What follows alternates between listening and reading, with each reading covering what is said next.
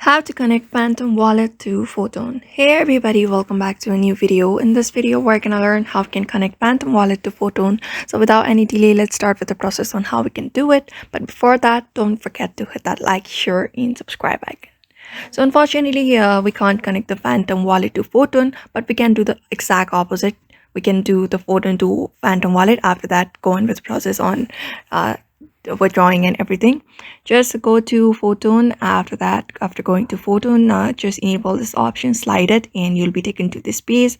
So here on this page interface, you just need to click on that menu bar at the top left, right. After that, click on the plus add connect wallet. After clicking on add connect wallet, you're just gonna go to, you'll be taken to a next page where you'll be finding this import private key. Just click on import private key after that.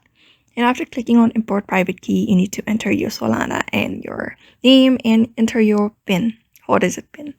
After that is done, you just need to hit that import.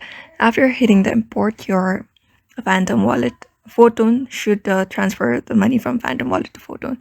And therefore, just follow that method and you should be able to connect your Phantom Wallet to Photon successfully after that. So I hope this video was helpful to you. And thank you for watching this video.